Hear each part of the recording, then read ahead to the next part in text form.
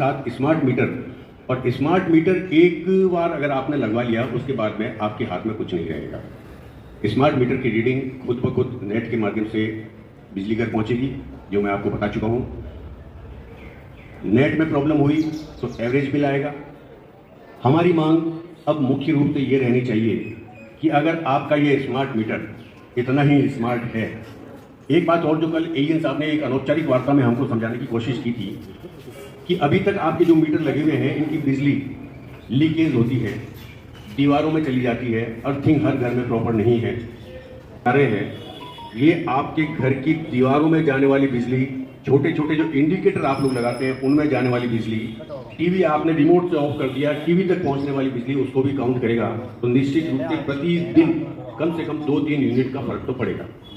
ये कहकर ये सफाई दे रहे हैं। अब आप लोग अंदाजा लगाइए कि अगर 3 यूनिट या 4 यूनिट, और अगर बड़ा घर है तो एवरेज 5 यूनिट अगर रोज के इंक्रीज होते हैं तो महीने के कितने हो गए? 150 यूनिट। 150 यूनिट में एक आम परिवार पूरे महीने बिजली चला लेता है। दूसरा, किसी भी तरह की स्थिति का खुलासा नहीं है कि मुख्यमंत्री योजना के तहत जो हमको 150-200 यूनिट निःशुल्क बिजली मिल रही थी, लेस हो रहे थे, वो इस स्मार्ट मीटर में लेस होंगे या नहीं होंगे। इनके आदेश इतने क्लिष्ट हैं। पीडीएफ जो कल एएन साहब ने भेजी थी उसमें 25 पेपर हैं, और 25 पेपर में कम से कम 20 पेज पर तो केवल और केवल ठेकेदारों के नाम लिखे हुए हैं कि ये ठेकेदार इस जगह मीटर परिवर्तित करेंगे। अगर स्मार्ट मीटर इतना ही स्मार्ट है तो हम लोगों का एक खुला चैलेंज है, चाहे न्यायपालिका के थ्रू हमें मदद लेनी पड़े, आप इसका भौतिक सत्यापन करवा दीजिए।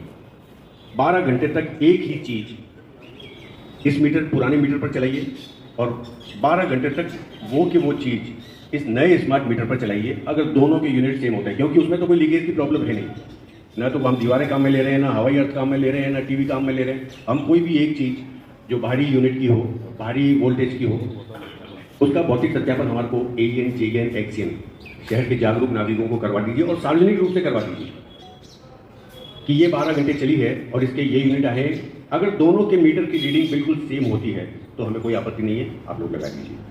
और इसलिए भी लगा दीजिए क्योंकि हमारे शहर की ये जो तादाद है ये बता रही है कि हम लोग कितने जागरूक हैं। अगर हमें ये निर्णय लेना पड़े कि भाई बिजलीघर सरकारी आदेशों की पालना कर रहा है, हमारा संख्या बल उतना नहीं है कि हम उससे डिस्ट्रिक्ट हुए हैं, ये कर सकते हैं कि हमारे को एक बार भौतिक सत्यापन करवा दीजिए, दोनों मीटर लीजिए और दोनों को एक ही चीज के माध्यम से चलाइए। अगर सेम यूनिट आते हैं, किसी भी तरह का कोई फर्क नहीं है तो हमें कोई आपत्ति नहीं है, आप स्मार्ट मीटर लगा दीजिए। ले सारा लेना पड़ा है, लेंगे ठीक है। अगर सेम यूनिट आते हैं तो कोई आपत्ति नहीं है, लेकिन अगर खुदा ना खास्ता 2.5 यूनिट, 3 यूनिट, 4 यूनिट का भी फर्क अगर एक चीज में 10 घंटे में पड़ जाता है तो आप अंदाजा लगाइए कि आपके घर में कितनी चीजें हैं। टीवी है, फ्रिज है, कूलर है, पंखे हैं, पानी की मोटर है। इस आक्रोश को लेकर हम इकट्ठे हुए हैं और हमारी बात अधिक से अधिक संख्या में आक्रोश के रूप में पहुंचे। मेरा मानना यह था कि ताक साहब ने कहा कि राजीव जी आप संयोजक हो, मैंने कहा नहीं, मैं संयोजक नहीं हूं। मैंने आवाज शुरू की है, हर व्यक्ति राजीव पुरोहित है, हर व्यक्ति फुकरा स्टाक है, हर व्यक्ति आरिफ अंसारी है, हर व्यक्ति आर की ढोलिया है, अपने माध्यम से अपनी आवाज उठाए। कोई संयोजक नहीं, आक्रोशित है, ये आवाज उठानी जरूरी है।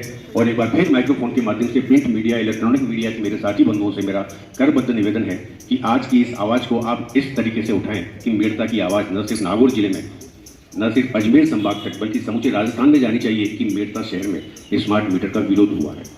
मैं नारायण जी पांडे से निवेदन करूंगा कि इस अवसर पर अपनी भी बात करें। भारतीय जनता पार्टी का कार्यकर्ता हताश हो सकता है कि मैं अपनी पार्टी के खिलाफ बंद कैसे करूं। ठीक है, हम भारतीय जनता पार्टी के कार्यकर्ता हैं, कोई बात नहीं, लेकिन जन आक्रोश हमसे ज्यादा भारी है, मेड़ता बंद करवाएंगे।